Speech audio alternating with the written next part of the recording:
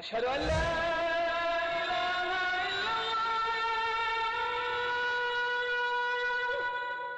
أشهد أن محمدا رسول الله. 6 Things About Islam. In the words of Swiss journalist and author Dr. Roger de Pasquier, the West, whether Christian or de-Christianized, has never really known Islam. Ever since they watched it appear on the world stage, Christians never ceased to insult and slander it in order to find justification for waging war on it. It has been subjected to grotesque distortions, the traces of which still injure the European mind. Even today, there are many Westerners from whom Islam can be reduced to 3 ideas: fanaticism, fatalism, and polygamy. Of course, there does exist a more cultivated public whose ideas about Islam are less deformed. There are still precious few who know that the word Islam signifies nothing other than submission to God. One symptom of the ignorance is the fact that the imagination of most Europeans, Allah refers to the divinity of the Muslims, not the God of the Christians and Jews. They are all surprised to hear, when one takes the trouble to explain things to them, that Allah means God, and that even Arab Christians know him by no other name. 6. Muslims and Jesus. Misconception: Muslims hate Jesus. There are many similarities between the historical reference of Christianity and Islam. Many people are amazed to find out that according to Muslim belief, Jesus is one of the greatest messengers of God. One cannot be a Muslim without believing the virgin birth and the many miracles of Jesus Christ. Jesus is also mentioned in many verses of the Quran and is often used as an example of good virtue and character. However, the main difference between Christianity and Islam is that the Muslims do not believe that Jesus was God. 5. Islamic Jihad. Misconception: Jihad means to fight for the sake of God. The true Arabic meaning of the word jihad is struggle. However, in Islam, it is often used to describe the striving in the way of God. There are many forms of jihad, but most important ones are jihad al-nafs, jihad against oneself, jihad bil-lisan, jihad by being vocal, jihad bil-yad, jihad by using action, and jihad bis-sayf, jihad by using the sword. Each jihad is ranked differently, and it was reported that Muhammad returned from a battle and said, "We have returned from the lesser jihad, going into battle, to the greater jihad, the struggle of the soul." This means that a Muslim struggling against himself and his soul is more important than the jihad of going into war. Another misconception is that only when a person dies in war does that person become a martyr. This is, however, false, and it is believed that anyone doing anything for the sake of God and is killed becomes a martyr. A person who dies while performing pilgrimage in Mecca, a woman who dies while giving birth, or even someone who dies in a car crash while he was on his way to the mosque are all considered martyrs. 4. Muslim savages. Misconception: Muslims are savages and barbaric during war. Quite the contrary. When it comes to the conduct of war, there are 8 rules that every Muslim army must obey. 1. Do not commit treachery. 2. Do not deviate from the right path. 3. Do not mutilate dead bodies. 4. Do not kill children. 5. Do not kill women. 6. Do not kill aged men. 7. Do not harm or burn trees. 8. Do not destroy buildings.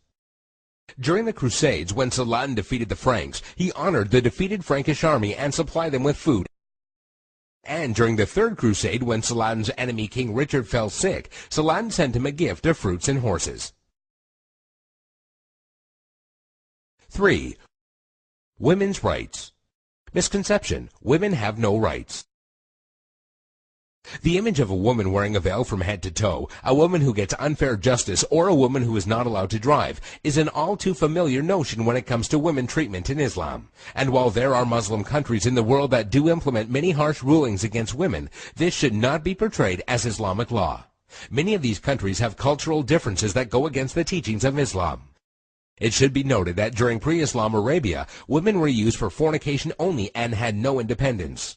The birth of a daughter in a family was considered humiliating, and the practice of female infanticide was uncontrolled.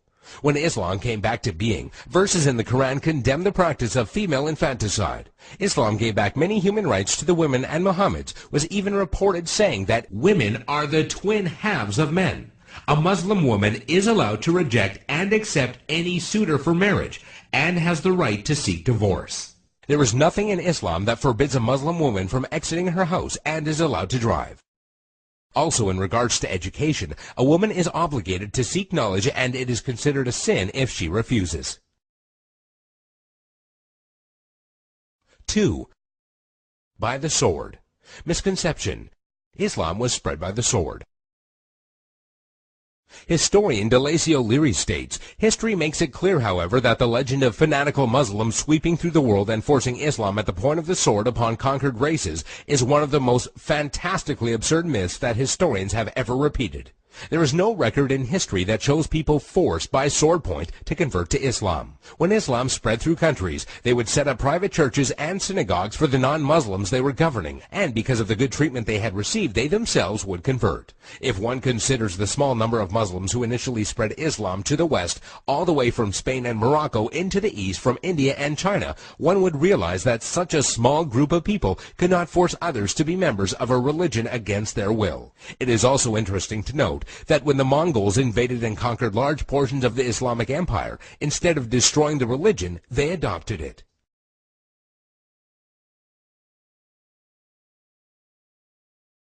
One. Islamic terrorism. Misconception. Muslims are terrorists. This is by far the biggest misconception of Islam, given unfairly by stereotyping and the public image that the media gives. Has anyone else noticed how when a specific group of people attack another group of people, it is labeled as a hate crime, but when a Muslim opens fire on anybody, it is quickly regarded as terrorism? Many political dictators and officials or extremist groups use the name of Islam as a strategy to garner followers and attention when many of their practices go against the true basis of Islam. The media has also portrayed Islam as a cult or a club where if you join you become a terrorist, and that is now part of your agenda. However, all over the world people practice Islam in the true form and use it as a way of life. There are many verses in the Quran that go against the idea of terrorism. Some of these verses include, "Fight the way of Allah, those that fight you, but do not transgress limits, for God does not love transgressors." This basically means do not fight except in self-defense, and even in doing so, do not go beyond defense. Another verse states, "If they seek peace, then you seek peace," which means do not attack people for no reason or kill innocent people. There is nowhere in Islam, whether it be in the Quran or the teachings of Muhammad, that promotes the killing of innocent people. سبحان ربك رب العزة عما يصفون وسلام على المرسلين والحمد لله رب العالمين.